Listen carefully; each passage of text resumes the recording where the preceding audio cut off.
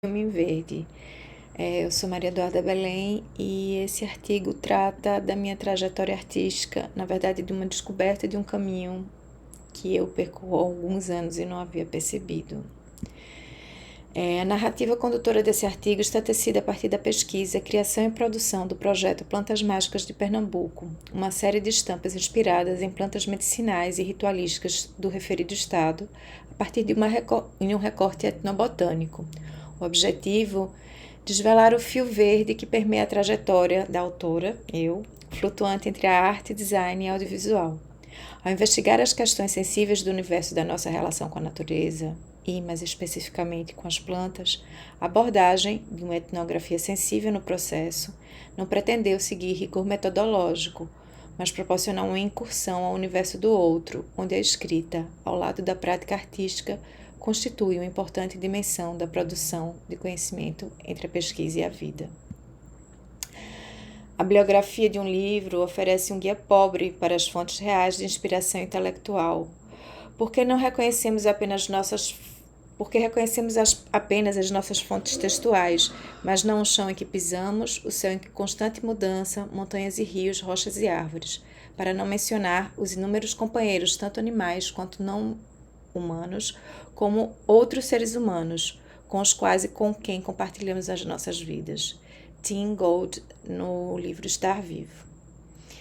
As Plantas Mágicas de Pernambuco é uma espécie de projeto de residência artística volante, realizado entre 2019 e 2021. A proposta era realizar uma série de estamparias baseada nas plantas de uso ritualístico e medicinal de Pernambuco. Na verdade, é um recorte muito mais etnobotânico do que simplesmente preso às formas, enfim, das plantas e tal. Nos interessavam, a minha parceira de pesquisa, a Sofia Lobo, né, desse trabalho, muito mais as pessoas com suas histórias sobre os usos, né? Na verdade, a gente fez um trabalho de pesquisa de campo em Recife, Altinho, na Vila do Carão, Pesqueira, a Serra do Ororubá, onde ficam os chucurus, e Buíque, em Carneiros e no Catimbau. Nosso consultor de etnobotânica foi o professor Dr. Ulisses Albuquerque, do Departamento de Biologia da UFPE. Em Recife, a gente teve em vários lugares, assim, mercados, quintais, conversando com as pessoas, conversamos com mateiros, com vendedores né? Essa imagem, inclusive, é do mercado de São José, né? Que aqui é um mercado em Recife mais conhecido por ofertar uma variedade, um sem número de ervas, tanto de uso medicinal como de uso ritualístico, né? Esse aqui é Seu Pedro. Seu Pedro foi a inspiração de uma das estampas, muito diretamente. Ele faz uma garrafada, que diz que é boa por coração, e ele tem uma freguesia bastante fiel lá no mercado, né? Aqui a gente pode ver alguns itens, né, de venda, porque lá tem só não as ervas, as raízes, as sementes, como também alguns derivados, né, dessas ervas, né? Inclusive tem os sintéticos, que a gente achou engraçado incluir, porque apesar de não, assim, serem em tese feito de plantas, tem toda uma mística, né, em torno do uso, né, desses perfumes, como sendo coisas que podem vir a trazer benefícios de várias ordens, né? Bons olhos, faz o homem ficar besta, tira atrapalho, enfim, vários deles, né? Também fomos também atrás um pouco dessa referência da medicina natural, né? Da fitoterapia. Então a gente conversou com uma sumidade no assunto, que é o Celerino Carriconde, né? Que mora em Cova de Onça, né? Conhecemos seu sítio, já fizemos um passeio por lá. E aí depois fomos, né, para o interior. Estivemos em Vila do Carão, que é do lado de Altinho, né? Essa aqui é a casa de Seu Zuz e Dona Luzia, né? Provamos o lambedor de Seu Zuz e Dona Luzia. Ela tá com a mão aqui melada de tinta de cochonilha, né? Que a gente também pegou essa referência da cor, né? Que é um inseto que inclusive é usado para tingimento, né? Conversamos muito nessa varanda, foi umas conversas muito interessantes, né? Lá na Vila do Carão também conheci Dona Juvelina, que era uma figuraça, assim, nos contou várias histórias, método conceptivo, remédio que servia pra gente, que servia para bicho, né? Tivemos na associação de moradores conversando com eles, né? Aqui o peão roxo, né, que é uma planta tradicional de benzer, né, na tradição da gente aqui. Tivemos também na Serra do Ororubá, conversamos com o Irã, Chucuru, isso aqui é a coleção de macaxeira dele, né, que eles têm um trabalho muito importante, tem uma casa de semente lá que preservam justamente essa coisa das sementes, das raízes crioulas, para fazer essa multiplicação e preservar esse bioma, né, característico, né. Aqui também, lá tivemos também a convite deles num toré, né? Nesse toré fomos apresentadas ao Reino dos Encantados, né? Que dentro da mitologia dos chucurus é o lugar dos seres, onde vivem os seres que moram nas árvores. Foi uma experiência muito interessante.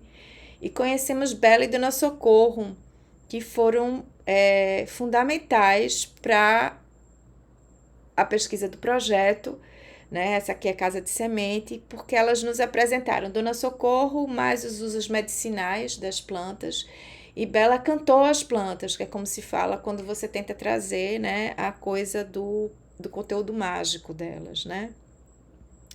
Depois fomos para o Buíque, né, no Vale do Catimbau, né? Fomos ciceroneadas lá em várias trilhas por Luiz, que era um guia muito interessante. Ele, enfim, andava pelas trilhas, falava das plantas. Esse aqui é o seu Zé Bezerra, que é um artista lá muito interessante também, que contou uma história de receita para cabelo com baba de jiboia, que na verdade é a babosa e que também serviu de inspiração para as estampas, né? Aqui é a Dona Lia, que tem esse curral muito lindo no quintal da casa dela para criar os bodezinhos dela. Contou também várias histórias. Isso aqui é semente de flor de girimum, que usa para dor de ouvido, né? Contou umas histórias. E aqui, finalmente, foi o resultado, né, dessa grande incursão aí pelo interior. Esse aqui é Mestre Abias, o artesão que teve com a gente fazendo a estrutura suspensa, né, que a gente usou para fazer a exposição no Cais Sertão.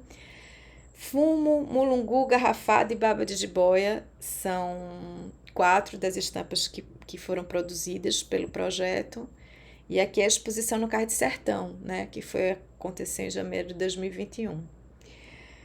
Nesse ínterim, um vaso em casa quebrou. Para não deixar a planta caída no chão sem canto, uma pequena muda de palma, a transplantei para outro vaso, onde já havia uma vigorosa touceira de espada de Santa Bárbara. Tinha espaço na terra e o esquema de rega para ambas era parecido.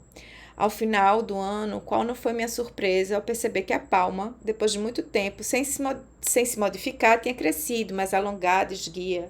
Percebi também que, à altura das folhas da sua anfitriã, ela não passava, mas nela chegar, finalmente fazia brotar para os lados outros vários braços, que normalmente teriam nascido mais abaixo. Mudei de casa e durante a mudança a palma quebrou. O pedaço caído transplantei para o jardim do novo prédio e a metade restante seguiu no vaso, que foi posto na sala junto à janela. O olhar rápido de todos os dias foi tomado por sobressalto, poucos meses depois. A palma voltara a crescer, não só mais alongada, como também mais achatada e curvilínea. Forma terminando em ponta estreita, era de fato a palma tentando mimetizar-se com sua companheira, né? Enfim, o Fio Verde da Meada, os livros e gatilhos pandêmicos, né? O Stefano Mancuso, o Emmanuel de Cotia, A Vida Sensível, a gravura como recurso reflexivo, sensibilizador, a manualidade. Eu extrapolhei o campo de pesquisa das plantas mágicas e nesse processo da pandemia eu acabei descobrindo que eu já estava nesse caminho há um tempo. Aí me lembrei desse trabalho, né, que eu fiz no Salão de Artes Plásticas de Pernambuco, chamado Amarela Inscrição Ativa, onde eu transportei vários símbolos presentes na arquitetura da cidade do Recife para a parede, que eles eram ativados por uma grande projeção de acácias, porque as acácias, eu descobri, eram na frente da Casa dos Maçons, tinham sempre acácias para sinalizar, então usei a acácia como elemento ativador disso, né? Que tinham sempre nas mesas, eu não sabia, estava sempre na mesa no final de ano da casa dos meus pais, e teve um componente afetivo aí, né? Já durante a viagem, o caminho de observação do externo começou a me levar para outro campo, o caminho de observação do interno, onde o tempo e o espaço tomaram outra dimensão. Com o fechar compulsório de portas e janelas causados pela pandemia, a paisagem e o movimento voltarem-se para dentro, dentro das casas, das pessoas, redimensionando também as relações e formas de vida de uma maneira tal que ainda não se tem bem a ideia da extensão e caráter das consequências desse processo. Do que sei, do que me diz respeito, esse deslocamento foi algo que me fez, em definitivo, fiar em verde.